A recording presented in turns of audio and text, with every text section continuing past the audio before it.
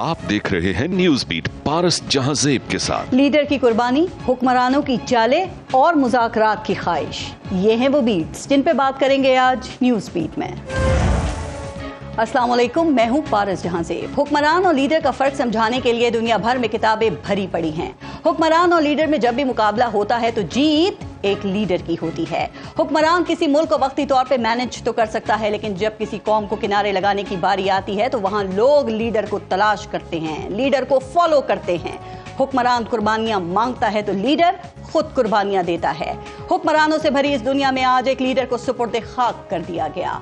ये लीडर सिर्फ मजलूम फलस्तीनियों के लिए नहीं बल्कि पूरे आलम इस्लाम के लिए मिसाल बन गया। आज अपने वतन, अपने मिशन और अपने कौम के लिए जान तक की कुर्बानी देने वाला इस्माइल हनिया को कतर में सुपुर्द खाक कर दिया गया। यही वो लीडर था जिसकी अजीम कुर्बानी पर आज पूरा आलम इस्लाम अश्कबार है। यही वो लीडर था जिसके गायबाना जनाजे आज पाकिस्तान समेत आलम इस्लाम के कोने कोने में पढ़े जा रहे हैं। यही वो लीडर था जिसने कुर्बानी की मिसालें कायम करते हुए अपना खानदान शहीद करवा लिया, जिसने अपने बेटे यहां तक कि अपने पोते तक कुर्बान कर दिए, लेकिन जालिम को जालिम कहने से बाज ना आया। वो अपनी कौम को इस मुसीबत से निकालने के लिए एक मुल्क से दूसरे मुल्क भाग दौड़ में मसरूफ रहा। वो अपनी कौम का हौसला बुलंद रखने के लिए दुनिया में सिफारतकारी करता रहा। वो मजलूम फलस्तीनियों में उम्मीद जिंदा रखने के लिए जंगबंदी की कोशिशों में मसरूफ रहा। वो समझौतों से कोसों दूर रहा। वो अपने हक की खातिर लड़ता रहा और आखिरकार शहीद हो गया।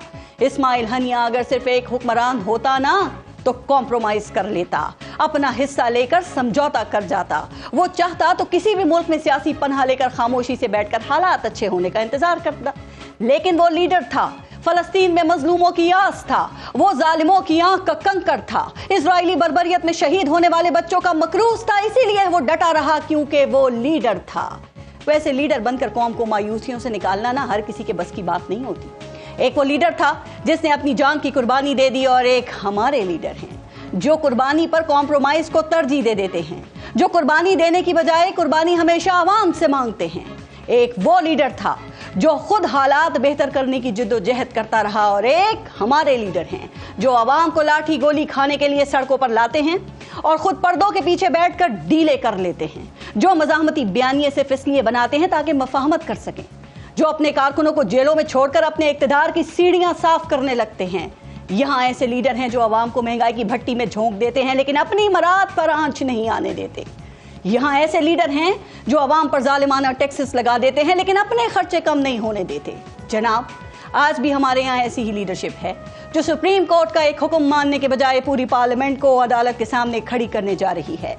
क्या हमें भी कोई इस्माइल हनिया में असर आ सकता है, या हमें ऐसी ही लीडरशिप में असर रहेगी और हमारी किस्मत में यही कहना है कि आवाज़ में तो आपकी बेशक खुलूस है, लेकिन ज़रा नकाब तो रुख से हटाइए। हम मानते हैं आप बड़े गम गुसार हैं, लेकिन ये आस्तीनों में क्या है दिखाइए। अब काफले के लोग भी मंजिल शनास हैं, आखिर कहाँ का कसद है खुल कर बताइए। आज प्रोग्राम में हमारे साथ गेस्ट भी होंगे, लेकिन पहले एक ब्रेक लेंगे और ब्रेक के बाद गेस्ट का तारुफ कराएंगे। आप देखते रहिएगा न्यूज़ बीट। खान साहब, आपसे शुरू करते हैं। लगता है कि सुप्रीम कोर्ट के फैसले ने तो पार्लियामेंट को कोई जेट इंजन लगा दिया है कि एक प्राइवेट मेंबर जो बिल है उसे शहबाज स्पीड से पास करवा लिया गया है कि पहले वो कौमी असम्बली में आया, फिर वो कायमा कमेटी में चला गया, वहाँ से मंजूर हो गया और जाहिर है कौमी असम्बली से भी वो मंजूर हो जाएगा। तो आप समझते हैं कि इलेक्शन एक्ट में ये जो तरमीम है इससे सुप्रीम कोर्ट का जो फैसला है उसे आप रोक लेंगे, या वो कारगर साबित नहीं होगा, बेसूद होगा, बेअसर होगा? जी, बहुत शुक्रिया। देखिए पारिस, असेंबलियों का तो काम है कानून साजी करना, बिल्कुल, और ये उनका राइट भी है और उनका मकसद भी यही है कि वो कानून साजी करें।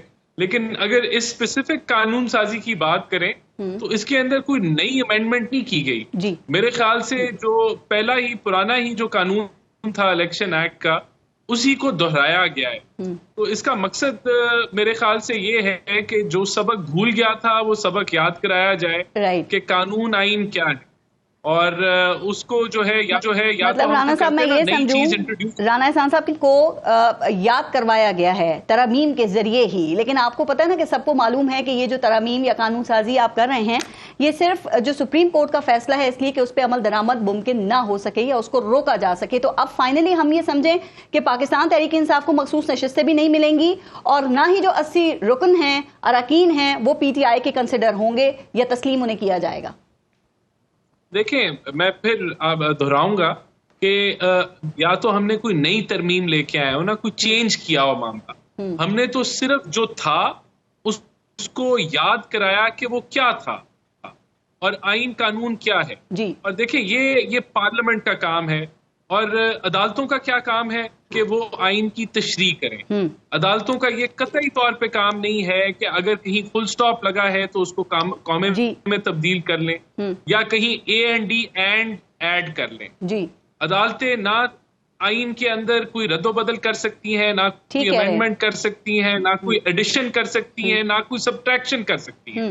تو میرے خیال سے لیکن سر ایسے معاملات میں وہ ٹھیک کہہ رہے ہیں سب کام کرنا چاہیے، اسی پہ فوکس رہنا چاہیے، لیکن کیا خیال ہے کہ ایسے معاملات میں ریٹروسپیکٹو قانون سازی کیا یہ درست ہے؟ چونکہ آپ کو بھی معلوم ہے نا کہ اب یہ جو ترامیم ہیں وہ چیلنج ہوں گی اور پھر سپریم کورٹ اس کو MLFID کہہ کر ان ترامیم کو کالعدم بھی قرار دے سکتی ہے.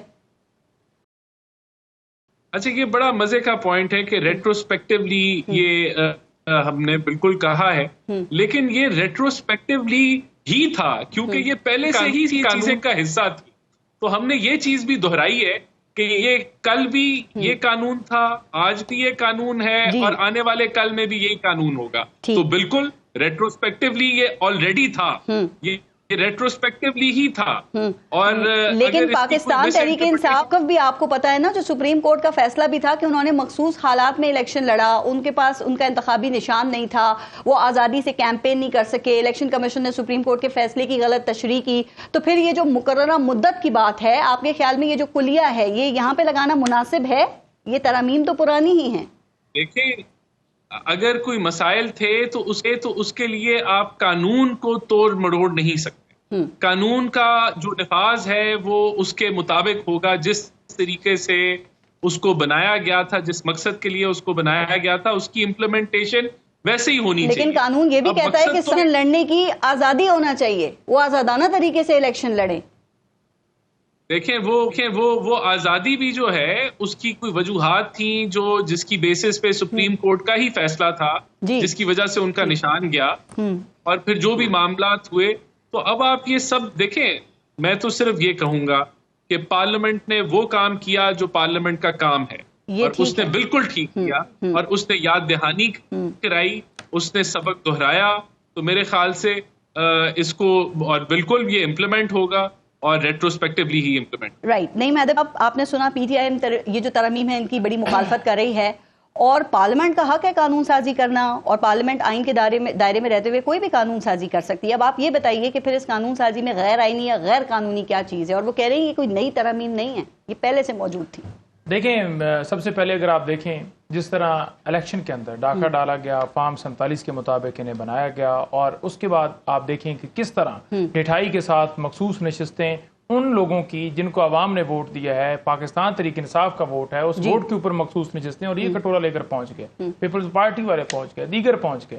اور اگر آپ دوسرا نقطہ دیکھیں کہ ایک سپریم کورٹ ہے جو 8-5 سے فیصلہ دے رہی ہے، بلکہ 11 ججز یہ کہہ رہے ہیں کہ پاکستان تحریک انصاف جو ہے وہ موجود ہے، وہ ختم نہیں. لیکن وہ ری رائٹ نہیں کر سکتی، ری رائٹ نہیں کیا، پی ٹی آئی جس کو دی گئی وہ تو تھی نہیں نا. نو 187 کے تحت اگر آپ دیکھیں سپریم کورٹ کے پاس اختیار ہے آرٹیکل 187 ہر کیس میں یہ آرٹیکل لگائیں گے 187 ہر کیس میں لگے گا. پھر دیکھیں اگر ایک بندے کو اغوا کیا جاتا ہے اور اس کو اگر کسی عدالت کے اندر پیش نہیں کیا جاتا اور ادارے جان بوجھ کر ایسا کرتے ہیں تو عدالت کے پاس اختیار ہے کہ ایسا آرڈر پاس کرے جس سے وہ ریکوری کرائے. آپ نے فنڈامنٹل رائٹس کو دیکھنا ہے، آپ نے جمہوریت کو دیکھنا ہے. آئین کو ری رائٹ کر سکتے ہیں. دیکھیں آرٹیکل 187 یہ کہتا ہے کہ کمپلیٹ جسٹس جو ہے وہ آپ نے کرنا ہے. اور کمپلیٹ جسٹس کیا ہے؟ وہ کمپلیٹ جسٹس یہ ہے کہ بلے کا نشان لیا گیا لیکن الیکشن کمیشن نے جان بوجھ کر ان کے ساتھ مل کر غلط. ایک اور بات بھی ہے کہ 3 سے 15 دن کیسے ہو گئے؟ جی دیکھیں الیکشن کمیشن نے غلط انٹرپریٹیشن کی.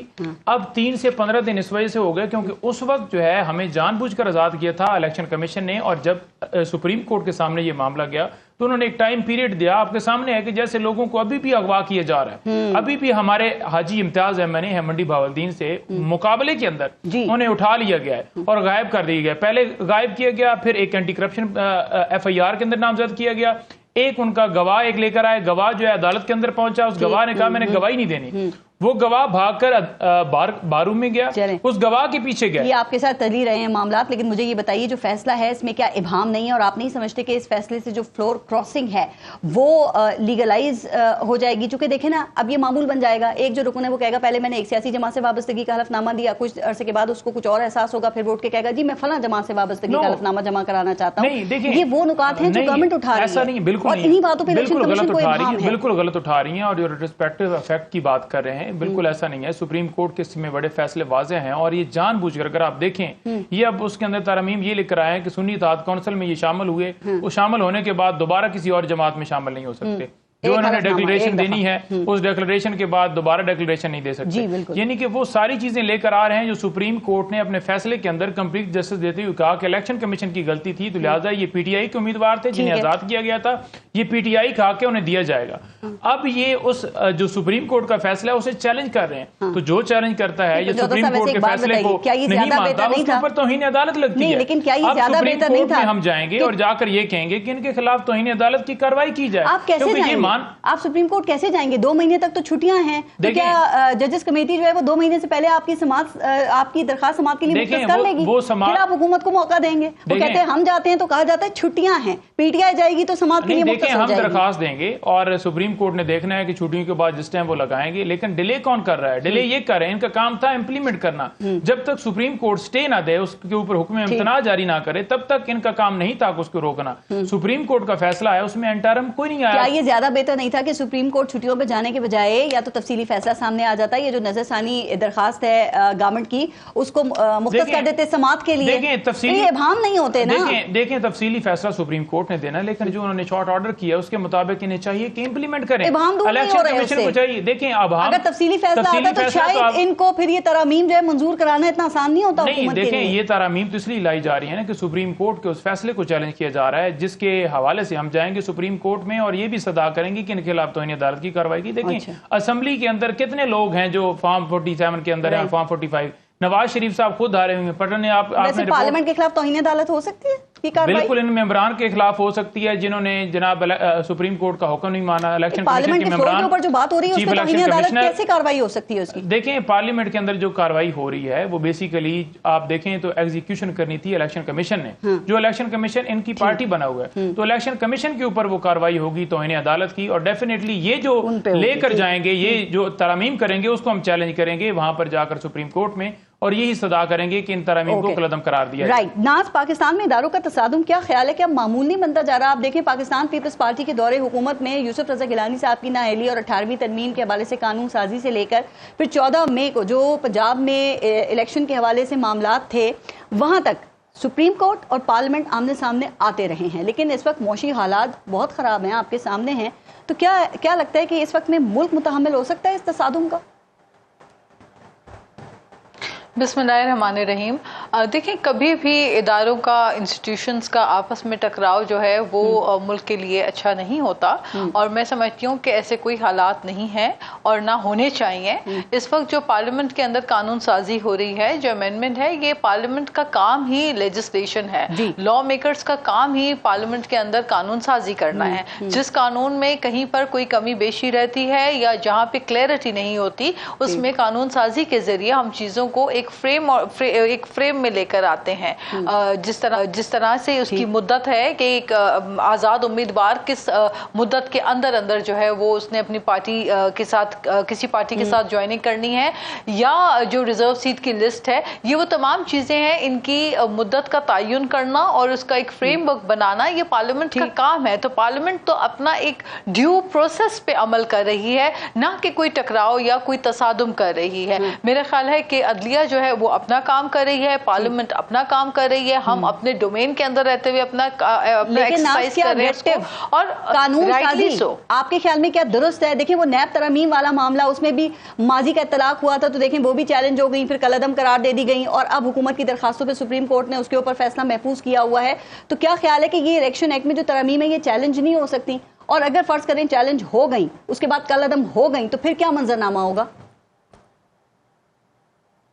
नहीं देखिए, पार्लियामेंट तो फिर बंद तो नहीं हो सकती ना, पार्लियामेंट पे हम ताला तो नहीं लगा सकते।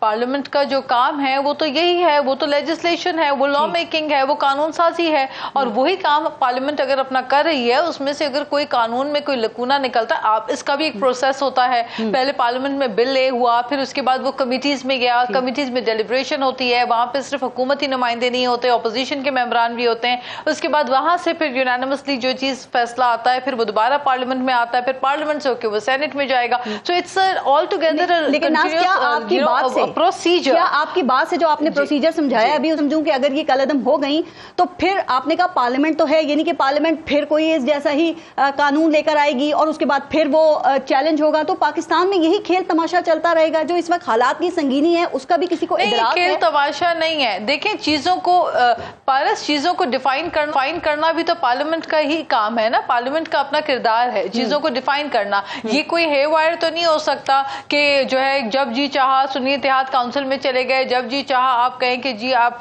अपने एक पॉलिटिकल पार्टी अगर अपनी मनमानी करना चाहती है तो मेरा ख्याल है आज ये है, कल कोई और होगा, परसों कोई और होगा। तो मेरा ख्याल है कि ये हालात बता रही है, वो कहते हैं अगर इसको पॉलिटिकल पार्टी इलेक्शन ने किया तो इसमें पीटीआई का क्या कसूर है? मतलब पीटीआई तो कह रही है ना मखसूस हालात में उन्होंने नहीं देखें, मैं तो कतन ये नहीं कह रही, मैं तो ये कह रही हूँ कि ये पॉलिटिकल पार्टी स्पेसिफिक कानून नहीं है। ये कानून जो है कल आज ये समझ रहे हैं कि इनकी तरफ रुख है, कल कोई और पॉलिटिकल पार्टी आ सकती है सिचुएशन में। तो मेरे ख्याल है कोई भी पॉलिटिकल पार्टी सिचुएशन में आए, ये उससे बरक्स ये एक ऐसा कानून है जो कि चीजों को डिफाइन करेगा और मेरा ख्याल है कि ये चीजों को ज्यादा इलैबोरेट करके बेहतर तरीके से जो है सामने पेश करेगा। आई थिंक ये कोई पॉलिटिकल पार्टी स्पेसिफिक नहीं है। अच्छा। और जो भी कानून बनता है, चाहे वो नैब का कानून हो, हाँ माजी में होता रहा, बात आती है ना तो लगता है कि किसी के फायदे और किसी के नुकसान के लिए ये बात हो रही है। नहीं, माजी में होता रहा, नैब के कवानीन बनाए गए, ऐसे कवानीन बनाए गए आर्म ट्विस्टिंग के लिए।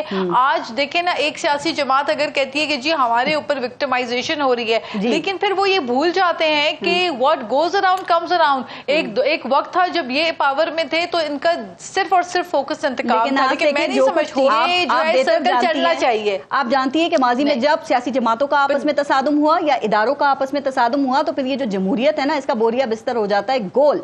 और जाहिर है कि अब ये जो इस वक्त पार्लियामेंट हुकूमत और अदलिया के दरमियान एक सूरत-ए-हाल है, तो जमहूरियत जाएगी सबसे पहले घर, अगर कोई और कुव्वत के मामला ठीक है।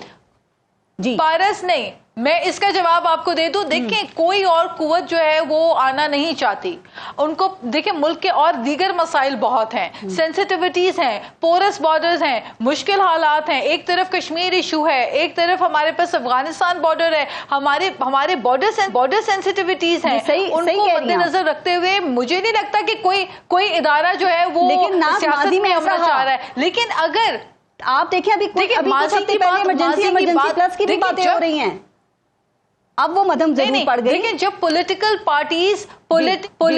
पार्टीज जब एक गैप छोड़ेंगी तो किसी को मौका मिलता है, लेकिन मैं नहीं समझती कि इस वक्त कोई जो है इदारा इन्फ्लुएंस करना चाह रहा है, क्योंकि देखें हम माजी की गलतियों से बहुत कुछ सीख भी चुके हैं। और आप देख रहे हैं कि अगर एक सियासी जमात के लीडर जो है वो जेल से बैठकर बोले कि भी मैंने बात ही इदारों से करनी है, तो आप इदारों को खुद जो है वो पॉलिटिसाइज करना चाह रहे हैं। वो तो कह रहे हैं कि भाई आप आपस में बात करें, आप सियासतदानों से बात करें, आप पार्लियामेंटेरियन से बात करें, लेकिन माजी में भी बराह रास्त बातें होती रही तो फिर अगर रही हैं तो क्यों नहीं हो सकती? इसी पे ना जरा बात करते हैं और जरा राना एहसान साहब से मैं शुरू करती हूँ। जिस कुव्वत की मैं बात कर रही थी ना राना एहसान साहब अभी ना से, तो पाकिस्तान तहरीक इंसाफ का उस कुव्वत के साथ भी आपको पता है कि तसादुम है, लेकिन अब इमरान खान जो है वो शायद एक कदम पीछे हटे हैं और उन्होंने फौज से मुज़ाकरात की ख्वाहिश का इजहार किया है, फौज को अपना नुमाइंदा मुकर्रर करने के लिए दरखास्त की है। तो आप समझते हैं कि इस मुल्क के वसी तर मफाद में क्या पीटीआई और फौज के मुज़ाकरात होने चाहिए? دیکھیں پہلی بات تو یہ کہ یہ میں چھوڑوں گا نہیں اور گربان پکڑ لوں سے منتوں ترلوں کے اوپر آ جانے والا یو ٹرن جو ہے یہ بڑا کہہ لیں کہ یہ بڑا لمبا سفر ہے اور یہ ہوتا رہتا ہے خان صاحب کا. کبھی یہ لوگ کہتے ہیں کہ شفقت کا ہاتھ ہمارے سر پہ ہونا چاہیے, پھر بگڑا ہوا بچہ بھی کہہ رہے ہیں. دیکھیں یہ خان صاحب کی ڈیسپریشن ہے, یا وہ NRO چاہتے ہیں یا ان کو لگ رہا ہے کہ اب کوئی رستہ باقی نہیں بچا. تو یہ اس طرح کی جو وہ یو ٹرنز لے رہے ہیں. دیکھیں جو ہونا چاہیے ہے ملک کے مفاد میں, وہ سیاسی قوتوں کو آپس میں بات چیت کرنی چاہیے. جو یہ چاہ رہے ہیں یہ تو یہی تھا نا کہ پہلے کہتے تھے کہ فوج کو نیوٹرل ہونا چاہیے اور پھر وہ کہتے تھے کہ فوج نیوٹرل جانور ہوتا ہے, اور اب وہ دوبارہ کہہ رہے ہیں کہ میں نے بات کرنا ہے فوج سے. تو یہ کنفیوژن ہے. رانا صاحب آپ دیکھیں, اگر جو آپ باتیں کریں گے پھر ہم ماضی کی طرف اگر جائیں گے تو ماضی میں بات کریں گے تو بہت دور نکل جائے گی نا. چونکہ دیکھیں پاکستان تحریک انصاف آپ اچھی طرح جانتے ہیں PTI کے دور حکومت میں مسلم لیگ نون کے براہ راست مذاکرات کس سے ہوتے رہے. میاں نواز شریف کس سے بات کر کے ملک سے باہر گئے, کس سے بات کر کے واپس ملک میں آئے, اور پھر انہی عدالتوں نے ان کو ایماندار قرار دیا.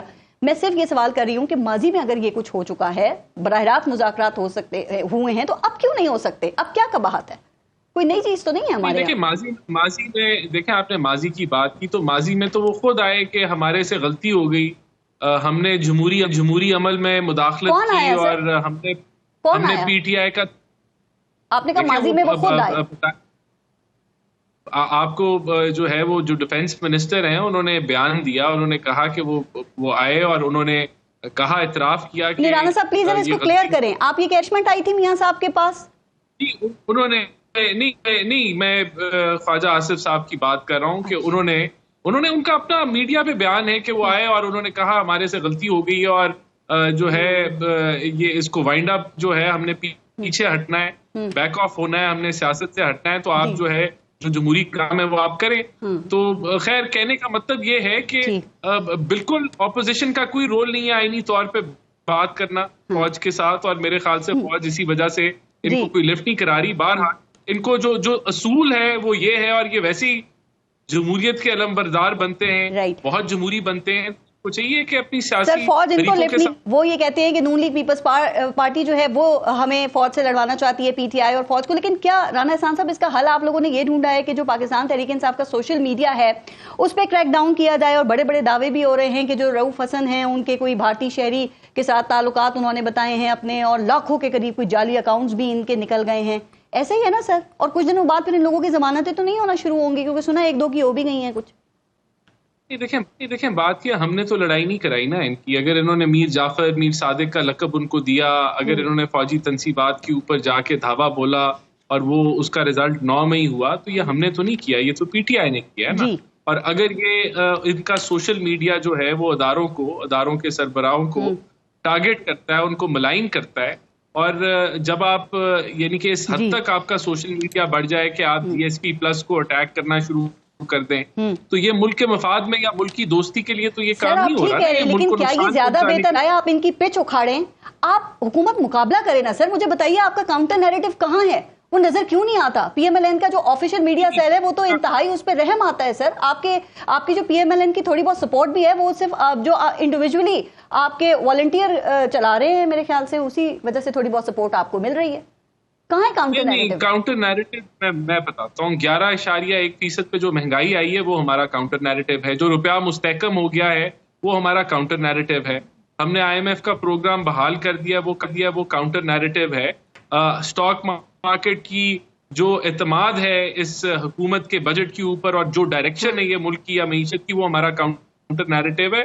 بہرحال ان کا جو نیریٹو ہے وہ یہی ہے. کاؤنٹر نیریٹو ہے واقعی میں اچھا ہے. کیا آپ عوام کو یہ بتا پا رہے ہیں رانا احسان صاحب, اور عوام آپ کے اس کاؤنٹر نیریٹو کو مان رہی ہے سر؟ دیکھیں عوام اس وقت مشکل میں ہے. عوام پچھلے 2-3 سالوں میں جس طریقے سے مہنگائی بڑھی ہے اس طریقے سے آمدن نہیں بڑھی. اور کیونکہ گرمیاں ہیں، بجلی کی کنزمپشن بھی زیادہ ہے، بل بھی زیادہ ہیں، تو عوام ان وجوہات کی وجہ سے پریشان ہے، تو عوام کو گمراہ سمجھ نہیں پا رہی. ٹھیک عوام نہیں، لیکن کام جاری رکھنا ہے، آپ نے انہیں سمجھاتے رہنا ہے، وہ شاید سمجھ جائے. میں ایک بریک لے لوں، بریک کے بعد پھر اسی پہ ذرا ناز اور پنجوتا صاحب سے بھی کامنٹ لیں گے. بریک لیتے ہیں، دیکھتے رہیے گا نیوز پہ. اچھا پنجوتا صاحب، اس وقت پاکستان تحریک انصاف کا جو سوشل میڈیا ہے وہ ریاستی کریک ڈاؤن کی زد میں ہے، اور رؤف حسن سمیت کئی رہنما اور آپ کے کارکنان جو ہیں وہ بھی گرفتار ہیں. تو یہ جب بھی پاکستان تحریک انصاف کے سوشل میڈیا کی بات آتی ہے نا، تو پھر وہ لاکھوں جعلی اکاؤنٹس جو ہیں اور بوٹس جو ہیں ان کی بات ہونے لگتی ہے. تو کیا واقعی یہ بات درست ہے؟ اور یہ بھارت سے بھی تعلقات کی جو بات کی جاتی ہے یہ بھی درست ہے سر؟ دیکھیں، یہ ایک پراپوگنڈا ہے جو فارم 47 والوں کی طرف سے کیا جا رہا ہے، صرف اور صرف دہشت گرد کرنے کے لیے کہ یہ دہشت گرد ہیں، یہ فوج کے خلاف بات کرتے ہیں، یہ ریاست کے خلاف بات کرتے ہیں، یہ پراپوگنڈا کرتے ہیں. بالکل غلط بات ہے. انہوں نے ایک کیس درج کیا جس میں 8 سٹاف جو ہمارا پاکستان تحریک انصاف کے آفس کا تھا، سٹاف کے لوگ تھے، ان کو بھی، کوئی کلرک ہے، کوئی فوٹوگرافر ہے، کوئی ویسے وہاں پر موجود ہے اسسٹنٹ ہے، ان کو بھی اٹھا لیا. اور ان سے پوچھے سوالات، ابھی سارے مجھے ملے ہیں. میں نے کہا جی آپ سے کیا سوال؟ انہوں نے کہا جی کہ بتائیں جی سوشل میڈیا کیسے چلتا چلا. انہوں نے کہا جی کہ ہم سٹاف ہیں، ہمیں کیا پتا کیسے چلتا ہے. اچھا. تو پوری انویسٹیگیشن کی، بار بار پوچھتے رہے، لیکن ان سے کوئی چیز برآمد نہیں، اور اسی وجہ سے ان کی بیل جو ہے کنفرم ہو گئی. رؤف حسن صاحب کی بیل نہیں، لیکن انہیں تو پتا ہوگا سوشل میڈیا آپ کا کیسے چلتا ہے. دیکھیں، رؤف حسن صاحب جو ہیں وہ ترجمان ہیں. اب جیسے شعیب شہین صاحب کو بنایا گیا اور آپ کہیں کہ جناب یہاں پر آپ نے سیل بنا کر اور آپ نے کلدن تنظیموں کے ساتھ تعلق رکھا ہوا ہے اور آپ پوری دنیا میں ایک پراپوگنڈا کرتے ہیں، فوج کے خلاف بیانیے بناتے ہیں، یہ نہیں. رؤف حسن صاحب ایک ترجمان تھے، ان کا کام تھا نیریٹو بنانا، ان کا کام تھا ایک اعلامیہ ہماری طرف سے جانا، ان کا کام تھا پریس کانفرنس کرنا. یہی سوال ہے. دیکھیں، حکومت کے پاس تو کاؤنٹر نیریٹو نظر نہیں آ رہا، میں پہلے کہہ چکی ہوں، لیکن جو بیانیاں آپ بنا رہے ہیں نا، خاص طور پہ جو ملک سے باہر آپ کے لوگ ہیں جو وہ باتیں کر رہے ہیں اور جس قسم کی زبان استعمال کرتے ہیں، تو وہ آپ ان سے پی ٹی آئی یہ نہیں کہہ سکتی کہ جی آپ ان کو سمجھا نہیں سکتے کہ پلیز اس کو روک دیں، اور اگر نہیں مانتے تو کیا پی ٹی آئی ان سے اعلان لا تعلق ہی نہیں کر سکتی؟ نہیں، دیکھیں، جو نیریٹو کی بات کی جا رہی ہے، نیریٹو ہمارا فار ایگزامپل جی کہ آج کا نیریٹو کیا ہے، کہ آج سماعتیں کیا ہوئیں، آج ان کی طرف سے کیا بل لائے جا رہے ہیں، آج جو ہے وہ کسی جماعت کے رہنما نے کیا بیان دیا، ہمارے اوپر کیسے اٹیک کیا. تو اس نیریٹو کی بات کی جا رہی ہے کہ ملک کے اندر مہنگائی کیا ہے، ذمہ داری کس پہ ڈالتے ہیں، کس طرح سے کیسز بنائے جا رہے ہیں، کس طرح لوگوں کو غائب. دیکھیں، ان کے خلاف نا، پی ایم ایل کے خلاف، پیپلز پارٹی کے خلاف، جو ہماری پولیٹیکل پارٹیز ہیں، یہ تو ہمیں پولیٹیکل پارٹیز حکومت گرائی تھی. نہیں، حکومت تو ڈیفینیٹلی اسٹیبلشمنٹ نے گرائی. تو پھر آپ ان کو الزام دیتے ہیں، ان کے خلاف بیانیاں بناتے ہیں. ان کے خلاف ہی ہے نا. اور اسٹیبلشمنٹ کو تو ہم کہتے ہیں کہ آپ اپنی آئینی حدود کے اندر ہیں. وہ تو ہمارا ان کے حوالے سے تو بڑا موقف کلیئر ہے، اور تو ہم تو کھلے عام پروگرام کے اندر کہتے ہیں، خان صاحب کہتے ہیں، اور ہم یہی کہتے ہیں کہ آپ اپنی آئینی حدود کے اندر ہیں. اب انتقامی کارروائیوں کی بات کرنا کہ عمران خان نے بڑے انتقام لیے، مجھے یہ بتا دیں، یہ آپ سیریس نہیں رہے عمران خان کو؟ آپ کا جو سوشل میڈیا ہے نا، کوئی اس کا تعلق رو سے جوڑ رہا ہے، کوئی بھارتی شہریوں سے جوڑ رہا ہے. اب میں آپ کو بتاتا ہوں نا، رؤف حسن صاحب سے انہوں نے کہا کہ آپ کا تعلق جو ہے وہ کسی سیاسی وہاں پر صحافی کے ساتھ ہے انڈیا میں. تو انہوں نے کہا جی کہ میں پوری دنیا میں لیکچر دینے کے لیے جاتا ہوں، اور میں آج سے 14 سال پہلے گیا تھا انڈیا میں. اب مجھے یہ بتا دیں کہ اگر یہاں پر بیٹھ کر اگر انڈیا کے کسی چینل پہ بندہ لائیو جاتا ہے تو وہ دہشت گردی، یا اس کا راہ کے ساتھ تعلق ہے، یا وہ جو ہے یہاں سے رابطہ کر کے تو وہ وہاں سے جو ہے بم منگوا رہا ہے. یہ کیسی بات ہے؟ آپ کو یورپی پارلیمنٹ میں بھی قرارداد پاس کروانے جا رہے ہیں آپ لوگ، اس کی بھی تیاری ہے؟ دیکھیں، وہ جائیں گے، وہ دیکھیں گے اس کے اندر کیا ہے. لیکن یورپی پارلیمنٹ میں بھی، برطانوی میں تو کروا لی، امریکی کانگریس میں بھی کروا لی، رہی صحیح کسر آپ لوگوں نے اس طرح پوری کر دی. دیکھیں، امریکی کانگریس کے اندر کیا ہوا، یا وہاں پر جو ہے دوسرا زلفی بخاری صاحب نے مختلف اس طرح سے ریزولوشن پاس کروائی، ان میں کیا ہوا، ان میں کیا کہہ رہے ہیں، ان کے اندر کیا یہی کہہ رہے ہیں نا کہ دھاندلی کی گئی ہے. اس کا نقصان کسی کو نہیں ہو رہا، اس سب کا نقصان پی ٹی آئی کو ہی ہو رہا ہے. اور پھر آپ کہتے ہیں فوج سے مذاکرات کرنے ہم سے. نہیں، دیکھیں، اگر آپ دیکھیں تو ہمارا کانسٹیٹیوشن کیا کہتا ہے، ہمارے ٹریز کیا ہیں، ہمارے کیا معاہدے ہیں انٹرنیشنل لیول پر. اگر ہم کہتے ہیں کہ وہاں پر ہم یونائٹڈ نیشن کے ممبر ہیں، اگر وہ بات ہم کرتے ہیں، اور اگر ہم یہ کہتے ہیں کہ انٹرنیشنل لیول پر یہ قانون ہے، اور اس قانون کے تحت آپ کوئی بھی ملک جو ہے وہ فنڈامنٹل رائٹس کی ویولیشن، لوگوں کے بنیادی حقوق کو سلب نہیں کر سکتا، اس حوالے سے اگر کوئی ملک کہتا ہے کہ اوپینین دیتا ہے کہ یہ غلط ہو رہا ہے، تو کیا غلط ہے؟ آپ اس چیز کو کنڈیم بھی نہیں کر رہے، بلکہ آپ اس کا حصہ ہیں، اور آپ یہ ظلم ملک کے اندر کروا رہے ہیں. یہ بڑے انسانی حقوق کے چیمپئنز ہیں، اور وہاں پہ بات ہونی چاہیے اپنے ملک میں. یونائٹڈ نیشن کے ورکنگ گروپ نے اس کے اوپر بڑا واضح انہوں نے کہا کہ یہ اس طرح سے پاکستان کے اندر ہو رہا ہے، اور اگر نہیں ہو رہا تو ہمیں بتا دیں، اور اگر ہو رہا ہے تو اس کے اوپر کیا آپ نے. صاحب، ایک طرف آپ یہ سب کر رہے ہیں، خان صاحب سنگین الزامات ادارے کے اوپر لگاتے ہیں، ادارے کے چیف کے اوپر لگاتے ہیں، اس کے بعد پھر 9 مئی بھی ہے، پھر فوج مخالف بیانیے کا بھی الزام آپ کے اوپر ہے، پھر آپ کہتے ہیں کہ ہم نے مذاکرات کرنے ہیں. یہ کھلا دیکھیں عمران خان جب باہر تھے، خان صاحب نے پہلے بھی، آپ اگر اسٹیٹمنٹ دیکھیں خان صاحب کی بڑی واضح کلیئر موقع، انہوں نے ہمیشہ کہا کہ یہ ادارہ ہمارا ہے، یہ فوج ہماری ہے اور اسٹیبلشمنٹ کو اپنے آئینی حدود کے اندر رہنا چاہیے، اور انہوں نے ہمیشہ یہی کہا کہ ملک کو آگے چلنے دیں، کیونکہ جو اس وقت صورتحال ہے، اکانومی کی پوزیشن ہے، اور جو مہنگائی کی بات کر رہے ہیں، ابھی کی بات کر رہے ہیں، دیکھیں کہاں پر موجود نہیں کہ پیٹرول جو ہے وہ آپ کا 120-130 پہ یا 150 پہ آ گیا، مجھے تو نہیں لگ رہا کہ کہیں پہ ڈالر جو ہے وہ 60 روپے پہ آ گیا، کہاں پر مہنگائی کم ہو گئی، کہاں پر لوگ بجلی کے بل آسانی سے ادا کریں، ادھر تو لاکھوں بل ہو گئے، ایک کلرک ہے، ایک کیمرہ مین ہے، آپ اپنے کیمرہ مین سے پوچھیں نا اس کا بل کتنا ہے، اس کا بھی بل جو ہے لاکھ سے اوپر ہوگا، تو کہاں پر کمی آ گئی، کیونکہ جو کرپشن خود کرتے ہیں نا۔ میں آئی پی پیز کے اوپر بھی بات کرتی ہوں، لیکن اس ایشو پہ ذرا ناز بات کریں گی۔ پہلے ناز، یہ پی ٹی آئی کے سوشل میڈیا پہ فوج اور حکومت کی طرف سے جو الزامات لگائے گئے ہیں، آپ اس سے متفق ہیں اور آپ سمجھتی ہیں کہ پی ٹی آئی ملک دشمن بیانیاں چلا رہی ہے؟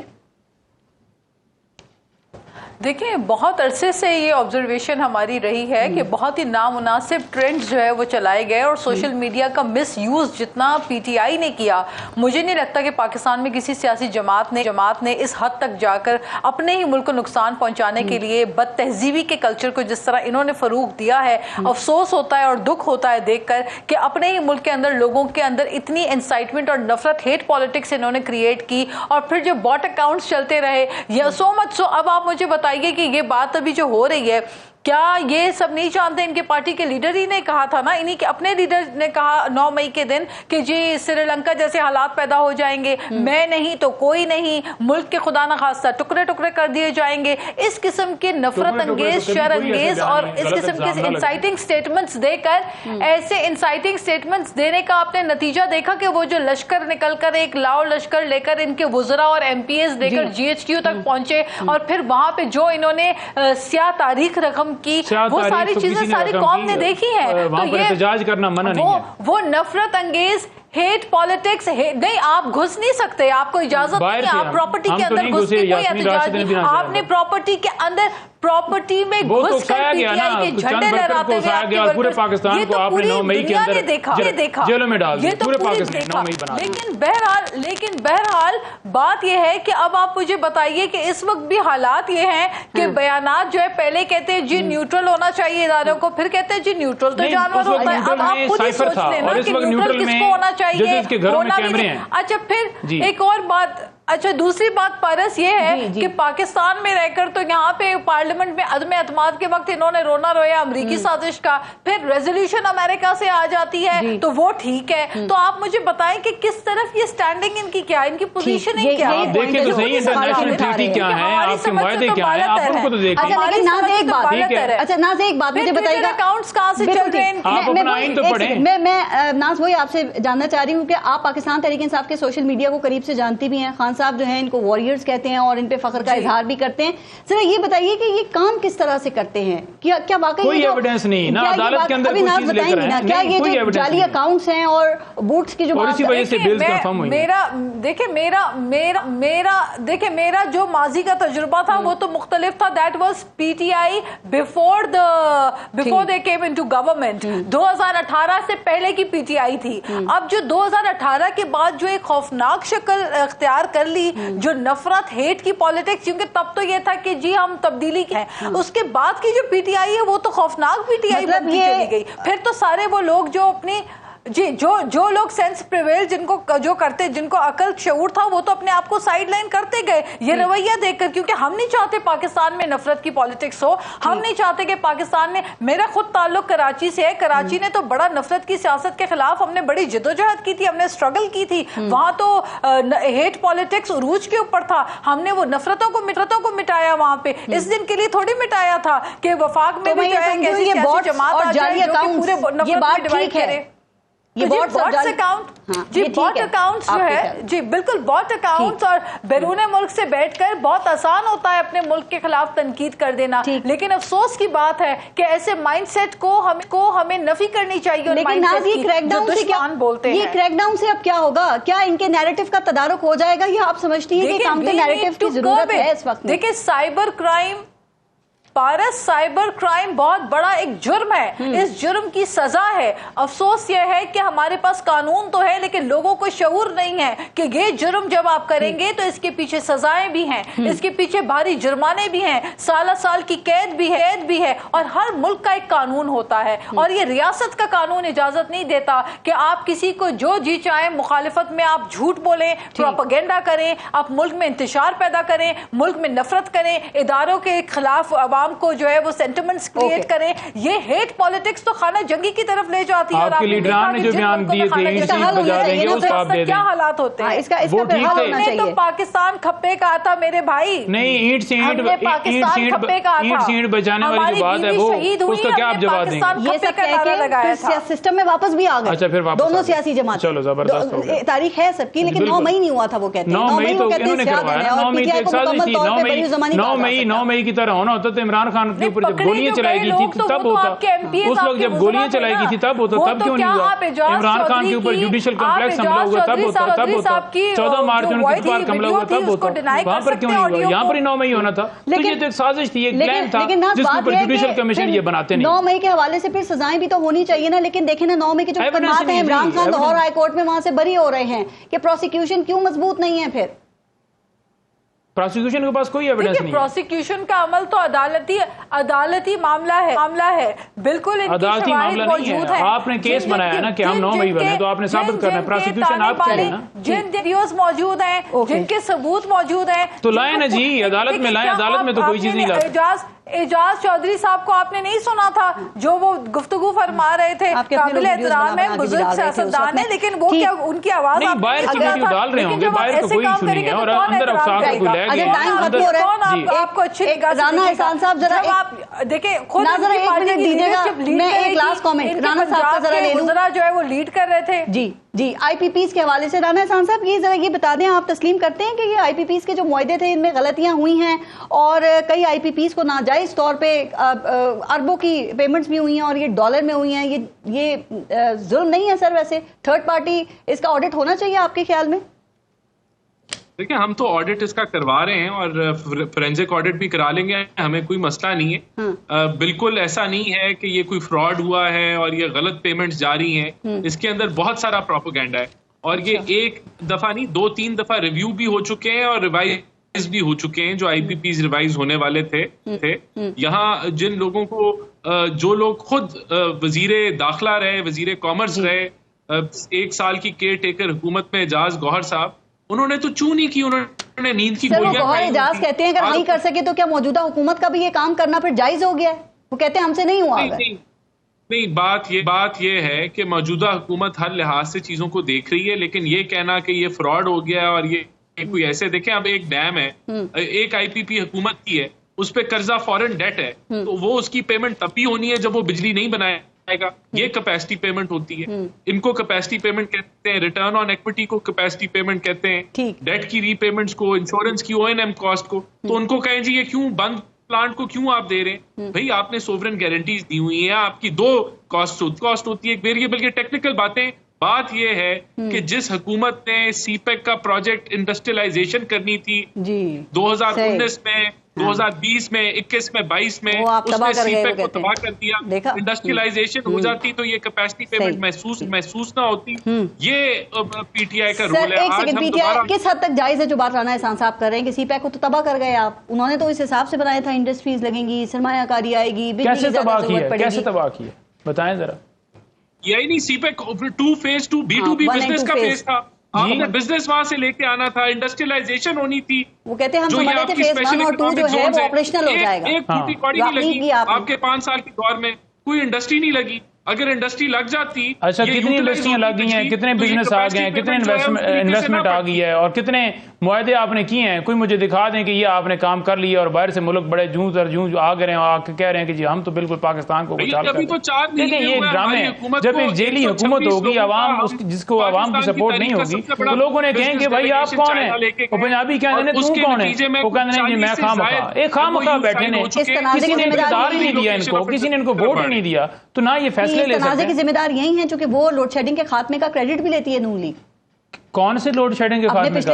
عمران خان کے دور حکومت میں ہم رہتے تھے، ادھر ہی رہتے تھے، کوئی لوڈنگ شیڈنگ ختم ہو گئی تھی۔ ان کے دور اقتدار کے اندر تو لوڈ شیڈنگ بہت زیادہ تھی، 15 20 گھنٹے تھی، اور وہی اب ہے، اور آپ کی بجلی آتی نہیں ہے، بل آپ کے لاکھوں ہیں۔ خان صاحب کے دور میں کتنی بجلی جنریٹ ہوئی تھی، کتنی کی آپ نے؟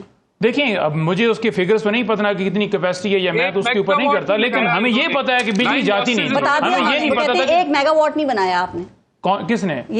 آپ جائیں تو آپ ریکارڈ تو دیکھیں، پورے پاکستان کے اندر ڈیم زون ہے۔ مجھے نہیں پتا، آپ چیک کیجئے گا۔ نہیں، جو فگرز کی بات کر رہے ہیں کہ کتنے میگا واٹ ہوئی ہے، مجھے میگا واٹ کا نہیں پتا، لیکن مجھے یہ پتا ہے کہ بجلی جاتی نہیں تھی۔ ان کے دور اقتدار میں بجلی جو ہے آدھے جگہ پہ ہوتی نہیں ہے، اور جہاں پر نہیں ہوتی وہاں پر بھی لوگ جو ہیں بل لاکھوں میں دیتے ہیں۔ آپ کو لگتا ہے کہ یہ اتنا آسان ہے کہ حکومت یہ معاہدے ختم کر دے، یا پھر یہ جو معاہدے ہو رہے ہیں اس پہ نظر ثانی کر دے؟ ٹیکنیکل چیزیں بہت زیادہ ہیں نا اس پہ آنا۔ دیکھیں معاہدے تو پی ٹی آئی کے دورے حکومت میں بھی ہوئے، آئی پی پیز کے ساتھ انہوں نے معاہدے کیے، اور انہوں نے بڑی خوشی منائی تھی اس بات کی، اور ٹویٹ بھی کیے تھے ان کے پارٹی کے لیڈر نے، اور انہوں نے خود معاہدے جو ہے وہ نئے ایم او یو سائن کیے، اگریمنٹس کیے، لیکن اس کے بعد جو ہے ہوا یہ کہ سرکولر ڈیٹ کی اگر بات کریں تو سرکولر ڈیٹ جو ہے جتنا سرچ کر کے گیا تھا ان کی دور حکومت میں پی ٹی آئی کے بلند ترین سطح پہ چلا گیا تھا، یعنی کہ ماضی پورا آپ نکال کے سارے تمام حکومتوں کو ایک طرف رکھیں، اور جتنا سرکولر ڈیٹ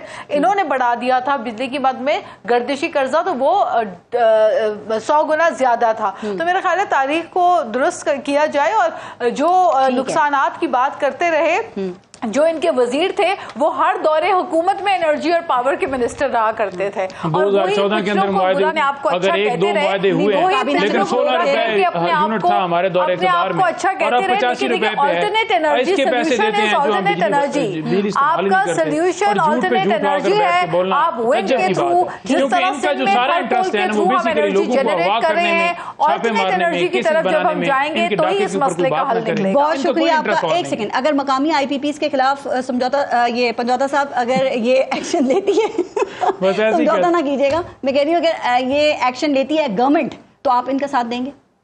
آئی پی پیز مقامی آئی پی پیز کے خلاف اگر ایکشن لیتی ہے؟ نہیں بالکل دیں جی، ہم ان کا آپ کے اپنے لوگ بھی، ابھی ناز نے کہا نا آپ کی کابینہ کے اندر بھی کچھ لوگ تھے جن کے آئی پی پیز تھے۔ نہیں بالکل آئی پی پیز کو جو پیمنٹس ہو رہی ہیں ہم تو کسی صورت جو ہے اس کو نہیں کہیں گے کہ وہ ٹھیک ہے، اور اس وقت بھی اگر کسی حد تک تھا، کہیں تو حکومت کو سپورٹ کریں آپ عوام کے لیے ہی صحیح۔ نہیں ہم تو اس کو بالکل، ہم تو کہتے ہیں کہ بالکل عوام کو ریلیف ملے۔ صاحب، رانا احسان صاحب، ناز بلوچ، بہت بہت شکریہ آپ سب کا پروگرام میں شرکت کے لیے۔ اپنا اور اپنے ملک کا خیال رکھیے۔ پارس جہاں سے کوئی اجازت دیجیے، اللہ نے کے بعد۔